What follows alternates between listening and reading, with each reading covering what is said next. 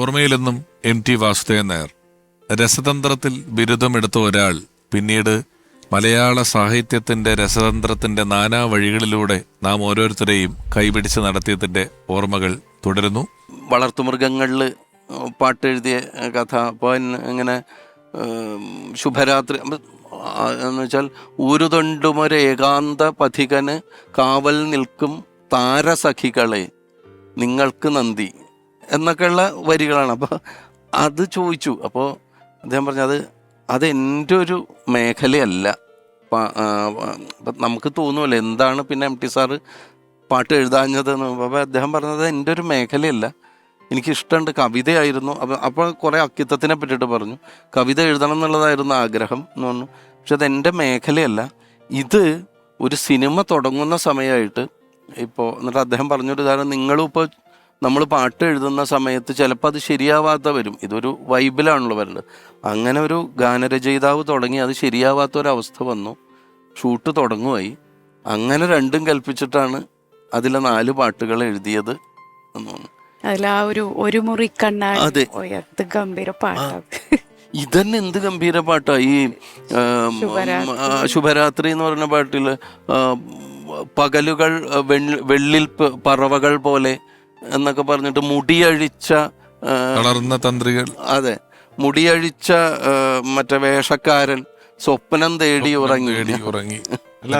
MB Sreenivasan MT സാറിന്റെ holiday songs വളർത്തുമൃഗങ്ങൾ ഇത് ഇടവഴിയിൽ പൂച്ചമുണ്ടാപ്പത് വിശ്വമഹാക്ഷേത്രം song ഇത്. പിന്നെ പക്ഷെ അന്ന് എനിക്ക് ചോദിക്കാൻ പറ്റാത്തൊരു കാര്യമുണ്ട്. അന്ന് എനിക്ക് അറിയണ്ടായിരുന്നില്ല സത്യത്തിൽ. ഈ എവിടെയോ ഒരു ശത്രു എന്ന് പറയുന്ന സിനിമയില് ഒരു പാട്ട് MT സാർ എഴുതിയിട്ടുണ്ട്.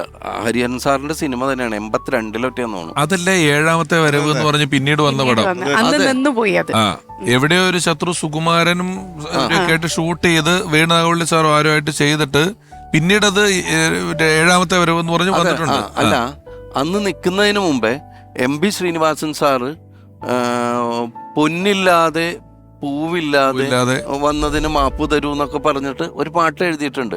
അത് റെക്കോർഡ് ചെയ്തിട്ടുണ്ട് എന്നുള്ളത് ഹരൻ സാറിൻ്റെ ഏതൊരു ഇന്റർവ്യൂല് കണ്ടിട്ടുണ്ട്, റെക്കോർഡ് ചെയ്തിട്ടുണ്ട്. പക്ഷെ ഞാൻ ഈ പാട്ട് പ്രേമികളായിട്ടുള്ള നമ്മുടെ അവിടെ ഉണ്ടല്ലോ ഒരുപാട് പാട്ടിന്റെ കളക്ഷനുള്ള ഒരുപാട് പേരോട് ചോദിച്ചു, ആരുടെ അടുത്ത് ഈ പാട്ട് ഇല്ല, ഇത് റെക്കോർഡ് ചെയ്ത് എവിടെയാണ് എന്നുള്ളത് അറിയില്ല.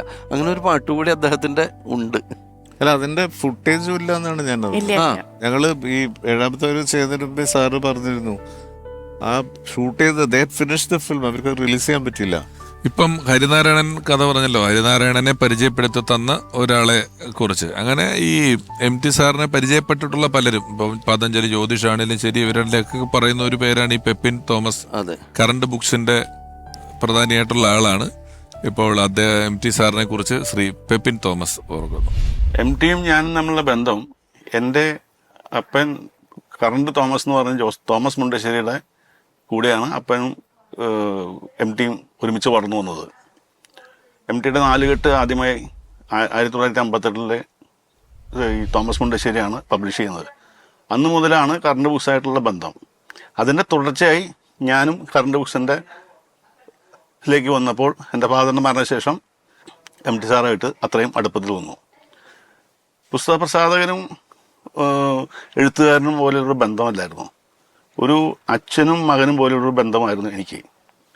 ഞങ്ങൾ ഒരുമിച്ച് യാത്ര ചെയ്യാറുണ്ട്, ഒരുമിച്ച് അദ്ദേഹം എഴുതുമ്പോൾ അതിന് കൂടെ ഉണ്ടാവാറുണ്ട്.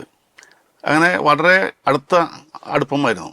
യാത്രകളിൽ പലർക്കും ലഭ്യമല്ലാത്ത പല കാര്യങ്ങൾക്കും എനിക്ക് ഭാഗ്യം കിട്ടി. ദൂരയാത്രകൾ, സ്പെയിൻ, ഇംഗ്ലണ്ട്, അയർലൻഡ്, അതുപോലെ തന്നെ കപ്പലിൽ യാത്ര ചെയ്യുക, അങ്ങനെ ഒരുപാട് ഒരുമിച്ച് ഒരു റൂമിൽ ഒരുമിച്ച് താമസിക്കുക, അതും വളരെ ദിവസങ്ങളോളം. ഇതെല്ലാം എൻ്റെ ഒരു ഭാഗ്യമായി കരുതുന്നു. തൃശ്ശൂർ കറണ്ട് ബുക്സിനെ സംബന്ധിച്ച് വാസുവേട്ടൻ ഞങ്ങളുടെ ഏറ്റവും കൂടുതൽ വാസുവേട്ടൻ്റെ പുസ്തകങ്ങളാണ് ഞങ്ങൾ വിൽക്കുന്നത്. അദ്ദേഹത്തിൻ്റെ വിയോഗം എനിക്ക് തീരാ നഷ്ടമാണ്. കുറെ യാത്രകളെ കുറിച്ച് ഇപ്പം പെപ്പിൻ ചേട്ടനൊക്കെ പറഞ്ഞു. യാത്ര വലിയ ഇഷ്ടമായിരുന്നോ, പോവായിരുന്നോ? ഭയങ്കര ഇഷ്ടമായിരുന്നു യാത്ര. ഒരു ഇവിടുത്തെ തിരക്കിൽ നിന്നും ജോലിയിൽ നിന്നും ഒക്കെ മാറി നിൽക്കുമ്പോഴുള്ള ഒരു, എനിക്ക് തോന്നുന്നു അവനവനെ തന്നെ നവീകരിക്കാനുള്ള ഒരു അവസരമാണല്ലോ യാത്ര. സോ ഒരുപാട് ഇഷ്ടമായിരുന്നു യാത്രകൾ, കണ്ടമാനം യാത്ര ചെയ്തിരുന്നു. ഒരു ഇപ്പൊ പറഞ്ഞു കപ്പലിൽ യാത്ര പോകുന്നു, UK, അയർലൻഡ് തുടങ്ങിയ സ്ഥലങ്ങളിലൊക്കെ അങ്ങനെ പോവാന്ന് പറയുന്നത്. ആരെങ്കിലും ക്ഷണിച്ചിട്ട് പോകുന്നതല്ലാതെ സ്ഥലങ്ങൾ കാണാനുള്ള ആഗ്രഹങ്ങളും ഉണ്ട്, പോയിട്ടുണ്ട്, ഞങ്ങളെയൊക്കെ കൊണ്ടുപോവാറുണ്ട്.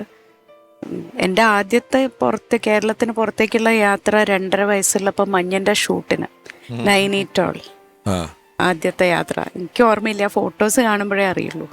പക്ഷെ അത്ര ഇഷ്ടമാണ് യാത്ര എന്ന് പറയുന്നത്. ഒരുപാട് സ്ഥലങ്ങളിൽ ഞങ്ങൾ ഒരുമിച്ച് പോയിട്ടുണ്ട്. പിന്നെ പോകുന്നതിന് മുന്നേ കൃത്യമായിട്ട് ആ സ്ഥലത്തെക്കുറിച്ച് മനസ്സിലാക്കി വയ്ക്കും. അന്നത്തെ കാര്യങ്ങൾ പ്ലാൻ ചെയ്തിട്ടുണ്ടാവും. ഞങ്ങളൊക്കെ എണീക്കണതിന് മുന്നേ ആൾ എണീറ്റ് റെഡി ആയിരിക്കും പോവാൻ. നല്ല ഫോട്ടോഗ്രാഫറാണ്. സൗഹൃദം ഉണ്ടാകുക എന്ന് പറയുന്നത് വലിയ പാടാ ഇങ്ങനെയുള്ള ആളുകൾക്ക്. വളരെ ഇൻറ്റൻസീവ് ആയിട്ടുള്ള സൗഹൃദം ഉണ്ടാവുക, അത് മെയിൻറ്റെയിൻ ചെയ്യുക, സൗഹൃദം ചെറിഷ് ചെയ്തിട്ടുള്ള പരിപാടികൾ എന്നൊക്കെ പറയുന്നത്, അത് ആ ഒരു സംഘമൊക്കെ ആരായിരുന്നു അച്ഛൻ്റെ? എഴുത്തുകാരുടെ ഇടയിൽ തിക്കോടിയൻ, കുഞ്ഞബ്ദുള്ള മാമൻ, പട്ടത്തുള്ള കരുണാകരൻ, MM ബഷീർ, ഇവരൊക്കെ ഒരു ഗ്രൂപ്പായിരുന്നു. NP അങ്കിള്, മറക്കാൻ പാടില്ല.